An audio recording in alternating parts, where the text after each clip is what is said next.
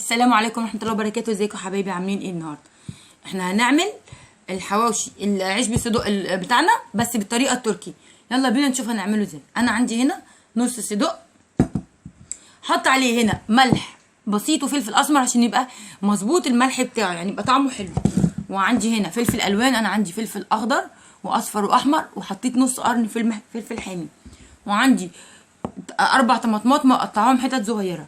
وعندي هنا فلفل حامي احطه للي بيحب يعني اكله حامي. وعندي ميكس جبنه، حاطه جبنه شيدر على جبنه شيدر على موتزاريلا على تركي، بحيث ان يديله طعم جميل.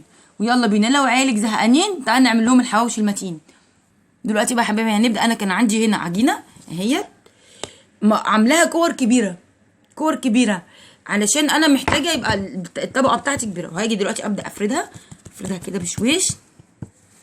ايوه، رشيت حبه دي وهفردها. انا عايزاها تبقى مدوره. انا فردتها كلها زي ما حضراتكم شايفين. هاجي بقى هنا اجيب شويه صدق هنا، بص اجيب السكينه الاول، معلش انا اسفه. وهعمل كده، هقطع حته صغننه كده. وهاجي هنا اجيب الصدق بتاعي اهوت. هو انا يعني ايه اهو، شايفين؟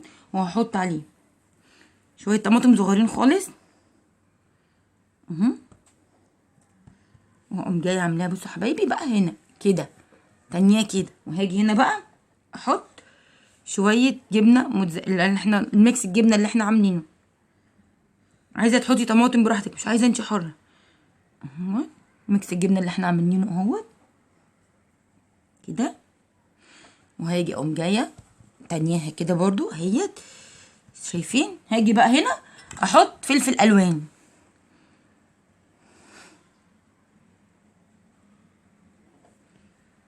وهحط عليه رشه صغيره من الجبنه، مش كتير.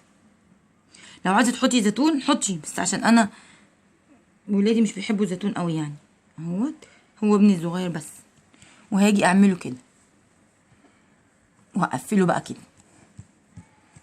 شايفين يا حبايبي شكله بقى عامل ازاي؟ يلا بينا نعمل واحد تاني. دلوقتي انا فردت العجينه بتاعتي، هقطعها برده كده بالسكينه. وهاجي هنا احط شويه صدق زي ما شايفين. هنا بقى انا هعمله من غير طماطم برضو، عشان في كتير ولاد ما بيحبوش ايه طماطم فيه. شايفين؟ صدقوني والله ولادكم هتعملوا لهم بالطريقه دي هيعجبهم جدا وطعمه خرافي اهوت. وهاجي اقوم جايه عاملاه كده بسم الله اهو. وهحط هنا بقى فوقيه هنا الجبنه بتاعتنا.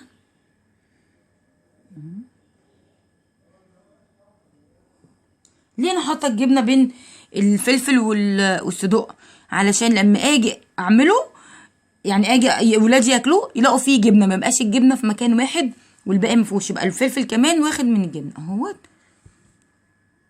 واقوم جايه عاملاه كده نفس فكره الكريب، بس ايه بطريقه جديده ومبتكره بحيث تحبب ولادنا في الاكل، لان ولادنا بيحبوا الشكل زي الطعم، والشكل بيجذبهم اكتر للطعم. فانا ممكن اي اكله هم مش عايزين ياكلوها انا استغل الحكايه دي واخليهم ياكلوها، ان انا اغير لها في شكلها، اعملها بطريقه حلوه وجديده فتاكلوها. هنا هرش عليه بس هنا شويه صغيرين برده مش كتير وهقفله كده. شايفين يا حبايبي؟ وهضغط عليه كده.